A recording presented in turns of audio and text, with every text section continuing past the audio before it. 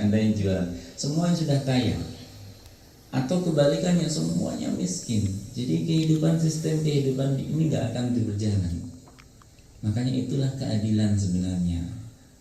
Cuman mungkin setiap orang akan berharap, ya Allah, memang ini adil ya Allah, tapi mohon saya jadikan orang yang di atas, jadi bisa memenuhi kebutuhan yang di bawah, seperti itu.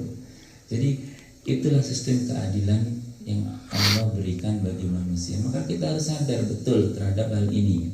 Artinya apa? Artinya setiap sesuatu yang Allah takdirkan kepada kita, kita harus ridho. Ridho dengan pemberian Allah, dan inilah sebenarnya keadilan Allah. Kita ikut saja, karena kita bukan penentu, kita hanya pelaku. Ya, kita bukan penentu, kita hanya pelaku. Artinya pelaku di sini ya kerjakan apa yang menjadi tugas kita di muka bumi, ibadah, bekerja, semuanya kita kerjakan. Penentu segalanya adalah Allah. Nah, terkadang kita berbalik berpikirnya, kita pengennya jadi penentu, padahal kita pelaku. Nah, kita pelaku. Kalau istilah yang sekarang, kita perintis bukan pewaris, nah gitu ya. Padahal kita juga pewaris, gitu. Kita pewaris. Bayangkan kalau seandainya sistem ini tidak diajarkan oleh orang-orang dahulu. Jadi pewaris itu bukan hanya mewarisi harta, mewarisi, enggak. Kehidupan kita itu diwariskan dari orang-orang terdahulu. Makanya kebaikan yang kita lakukan itu, kalau kita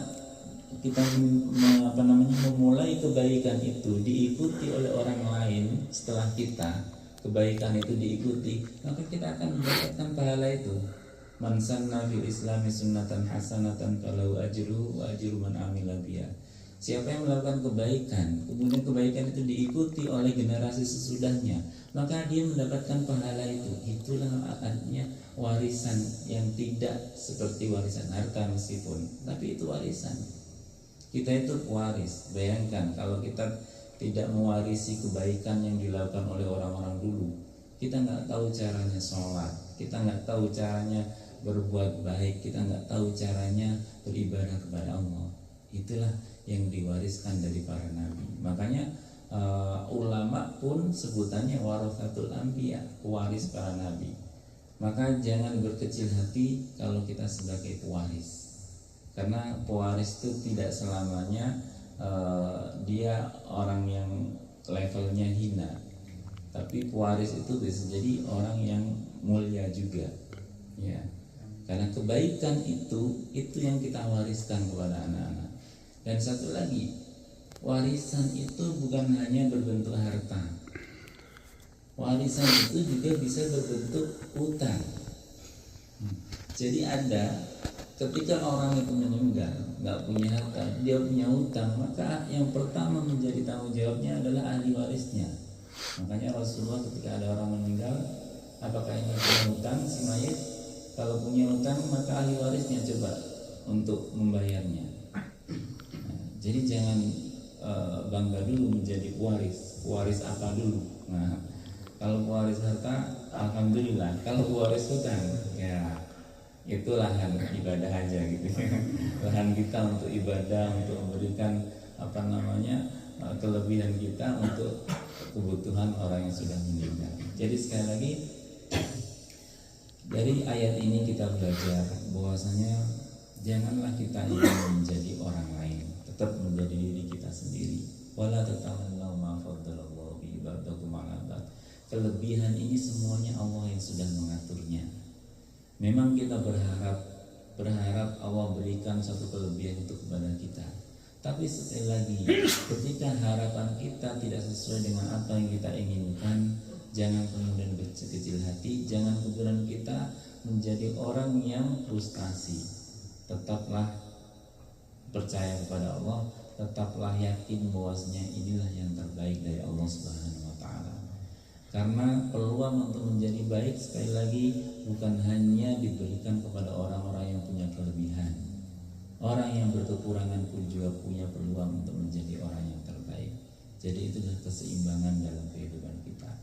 Sebagaimana juga kita seimbang dalam kehidupan dunia dan akhirat.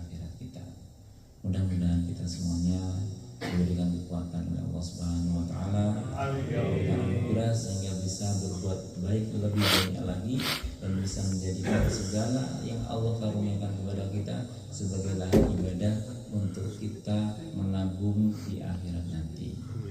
Mudah-mudahan ada hikmah dan manfaatnya. Kurang lebihnya mohon maaf. Usikum wa nafsi bitaqwallah wa afu minkum. Wassalamualaikum warahmatullahi wabarakatuh. Waalaikumsalam warahmatullahi wabarakatuh. Yang tajtanibu kaba'ira ma tunhauna anhu nukaffir ankum sayyi'atikum wa nudkhilkum mudkhalan karima. Jika kalian menjauhi kaba'ira, dosa-dosa besar, ma tunhauna anhu, apa yang sudah dilarang oleh Allah untuk engkau datangi, itu dosa-dosa besar tersebut, maka nukaffir ankum sayyi'atikum, maka aku akan lebur keburukan-keburukan, kesalahan-kesalahanmu sebelum-sebelumnya. Wa nudkhilkum mudkhalan karima, dan aku akan masukkan engkau kepada tempat masuk yang mulia, yaitu surga Allah Subhanahu wa taala. Ayat ini pendek, kelihatannya simpel, tapi punya makna yang begitu mendalam. Dalam ketaatan itu ada yang namanya al-fi'li, ada bil-fi'li, ada bil-tarki. Bil-fi'li itu dengan mengerjakan, ada bil-tarki itu dengan meninggalkan. Sama-sama taat, sama-sama punya tantangan tersendiri. Bil-fi'li dengan mengerjakan, contohnya kita sholat, kita zakat, kita puasa, itu bil-fi'li, kita mengerjakan. Sama-sama berpahala, sama-sama punya konsekuensi yang luar biasa. Bitarki dengan meninggalkan, namanya kita meninggalkan berkata buruk, kita meninggalkan untuk menyakiti orang lain, kita meninggalkan untuk pergi ke tempat-tempat yang dilarang oleh Allah. Ini bitarki, dengan meninggalkan. Sama-sama punya tantangannya juga berat yang seperti ini. Karenanya Allah sangat mengapresiasi setiap hambanya yang berusaha untuk menjalankan dua-duanya. Berusaha untuk bangun pagi sholat subuh, maka Allah kasih ganjaran, kasih pahala yang luar biasa. Tapi ada di sisi lain, orang belum bisa untuk bil-fi'li, belum bisa untuk mengerjakan ketaatan, tapi masih berusaha untuk bangkit dari keterpurukan. Namanya bitakni, berusaha untuk meninggalkan dulu. Jadi ingin untuk keluar dari lingkaran-lingkaran kemaksiatan. Ini juga berat. Makanya dalam ayat ini, inna jitanibu kabair, jika kalian meninggalkan dosa-dosa besar, berusaha untuk meninggalkan, maka Allah akan gugurkan, Allah akan hapus dosa-dosamu sebelumnya. Ini yang disebut dalam sebuah hadis Rasulullah SAW menyampaikan, ittaqillah haitsuma kunta wa atbi'is sayyi'atal hasanata tamhuha. Bertakwalah kalian kepada Allah dimanapun kalian berada, dan ikuti setiap keburukan yang pernah engkau lakukan dengan kebaikan, maka niscaya kebaikan itu akan melebur keburukan-keburukan yang sudah kamu lakukan. Tentunya ada dosa yang melebur dengan kebaikan yang kita lakukan, ada dosa yang melebur dengan cara harus kita minta ampunan dulu kepada Allah.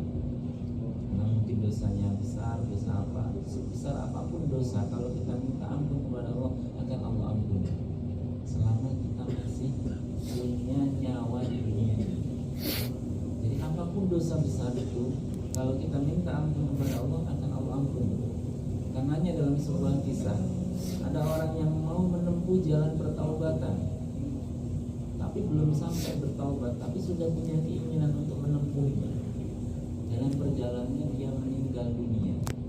Maka orang seperti ini, dalam riwayat hadis ini disebutkan bahwa malaikat rahmat dan malaikat azab ini ada sedikit berselisih. Oh, dia ini orang yang nasihat. Tapi malaikat rahmat mengatakan dia ini sedang menuju kebaikan. Akhirnya apa yang terjadi, diukurlah mana perjalanan yang sudah lebih mendekati pada kebaikan atau perjalanannya masih jauh dari kebaikan. Setelah diukur ternyata dia sudah mendekati pada kebaikan, maka dia termasuk orang yang mendapatkan rahmat.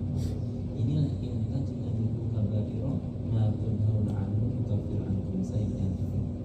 Bukan hanya dilebur kesalahan itu, tapi wa nudkhilkum mudkhalan karima. Allah akan masukkan kalian kepada tempat dari tempat yang mulia. Tempat yang mulia tidak ada lain kalau di akhirat adalah surga.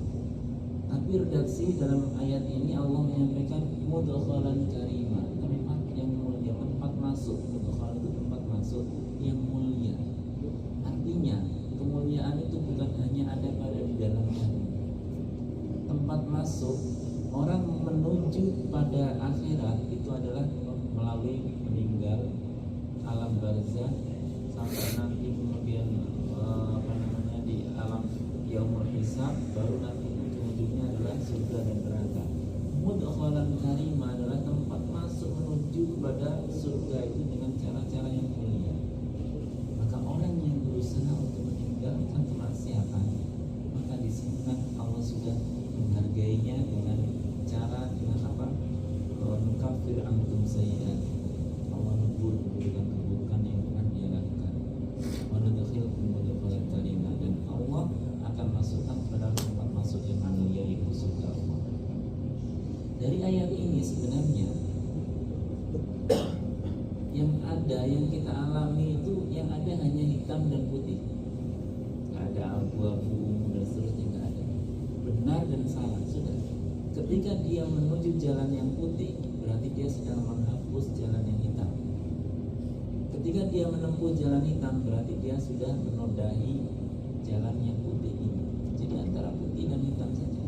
Karenanya banyak ulama yang berpendapat bahwa urusan-urusan yang mubah itu yang diperbolehkan saja, itu bisa berpahala kalau dia niatnya untuk meninggalkan keburukan. Jadi nggak ada yang nggak berpahala bagi seorang muslim.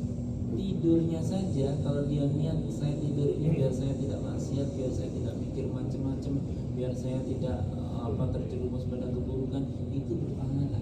Kenapa? Tadi kembali lagi ada hitam dan putih saja. Maka inilah yang nanti akan dihisab. Ya, antara hitam dan putih mana yang lebih besar? Maka sekali lagi, intajtanibu kaba'ira ma tunhauna 'anhu nukaffir 'ankum sayyi'atikum wa nudkhilkum mudkhalan karimah. Orang kalau ingin menempuh jalan yang putih tadi, jalan kebaikan, jalan hidayah, maka salah satu caranya adalah dengan cara menghindari jalan-jalan yang hitam itu. Karena dengan menuju jalan yang putih, maka hitamnya ini akan semakin terlebur, akan semakin lebur.